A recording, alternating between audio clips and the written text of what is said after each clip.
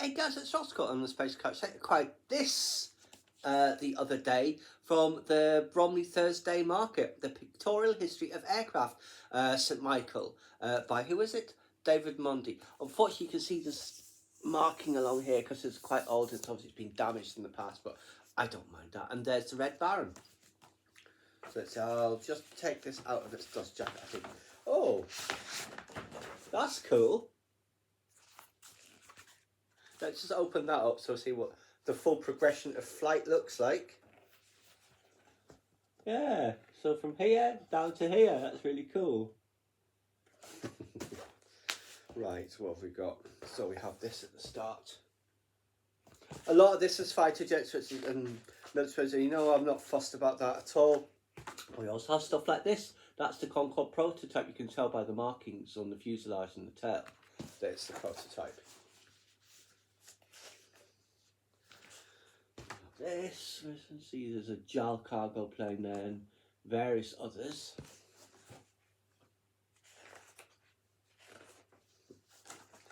Powered flight to 1919. This looks like it's in the Smithsonian.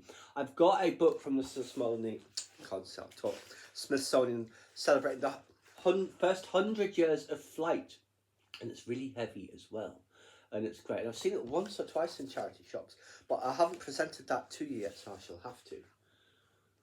The Pioneers. Will be some of the German fighters, and it'll be British or French, I assume.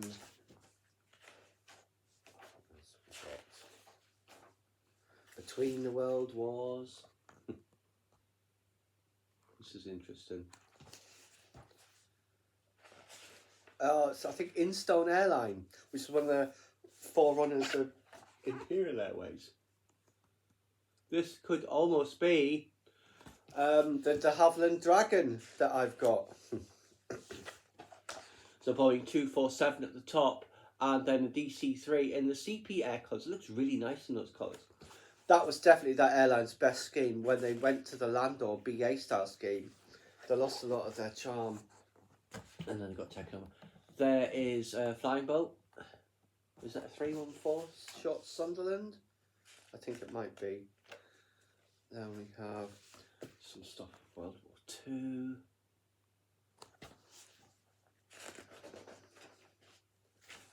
Classic bombers. US Air Force. Army Air Force, I think it was called at the time. I'm not sure if that is the Enola Gay itself, but that was the type that dropped the bomb, I believe.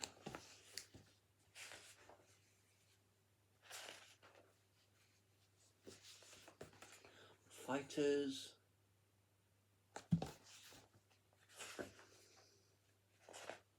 The Gloucester Meteor.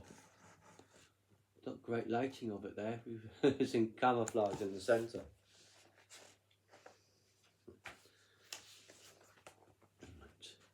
De Havilland Comet there, Boeing Stratocruiser and Constellation and Super Constellation. Oh, it's a BEA Comet, sorry.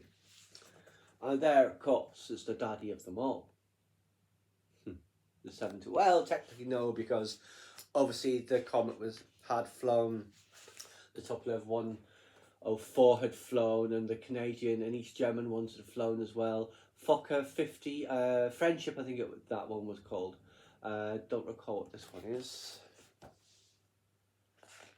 Silver City Airlines. Hanley Page Herald, which is like the British version of the Fokker. Keep calling it the Fokker 50. The Fokker Friendship. Or was it the Fellowship? One of them was the jet and one of them was the propeller plane. I cannot remember which was which now. I think that's an AN-22 Antaeus. And there is 727-100 Royal Nepal Airlines. That obviously is a Caravelle tail. Air Charter, I think that is. Now that is a lovely picture of a VC-10, East African Airways, and there is an Indian Airlines 737-200. There's some more military stuff there.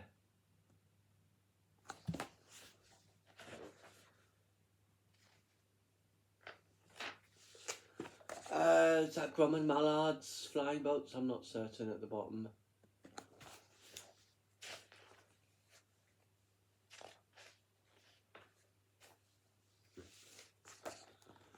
It looks like it's going very fast, that red one, doesn't it?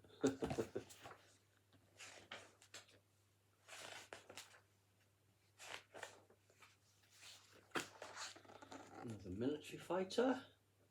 Bomber, I suspect. There's all that weapons ordnance on it.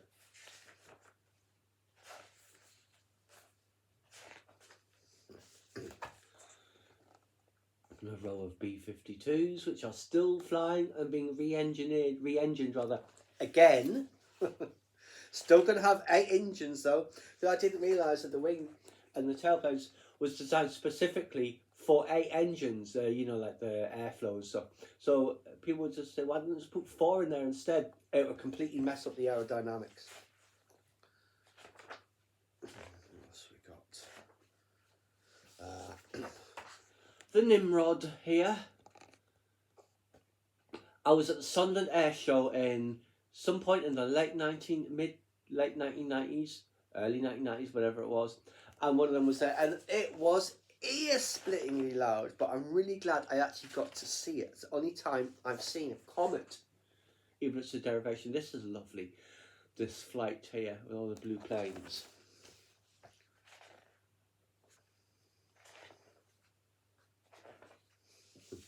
Special aircraft. That might be a Grumman Mallard. I was one of those types, which I don't think they're flying anymore, those little seaplanes that would go between Florida and the Caribbean islands and the Bahamas. Helicopters, which I'm not that fussed about personally.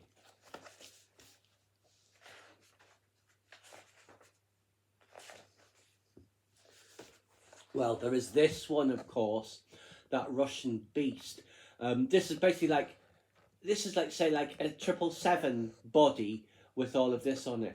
It's huge. Skyships Engineering's done a video on it. It's, I can't remember the name of it. It's massive. And here's a Chinook here. And this will be, that also looks like a Soviet style, like a mill or something. Current civil and military aircraft of the 1970s.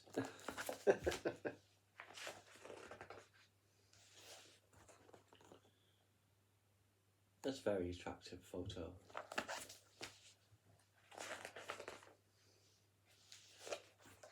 AWACS E3 Sentry.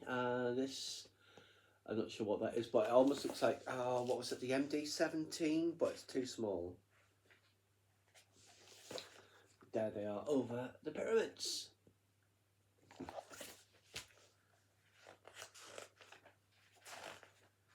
There's a Harrier, classic British fighter.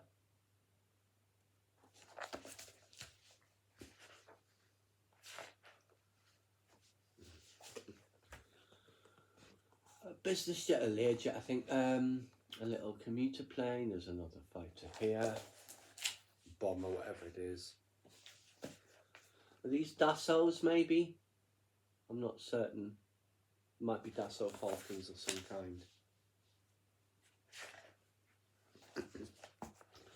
A BCAL 111, South African Airways 747. I'm not sure if it's a 100 or a 200. What's that little one up at the top?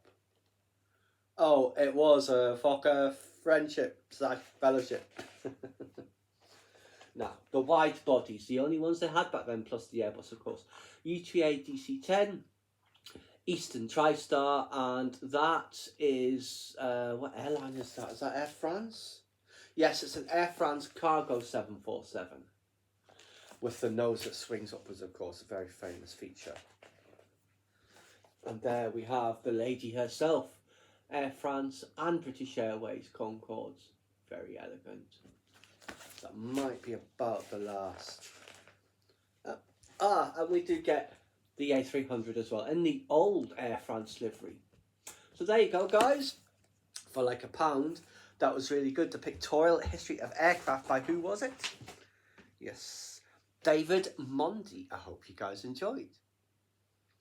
Please subscribe to my channel if you enjoyed this content. Leave leave me a comment suggestion for what topic you'd like to see discussed, or like the video.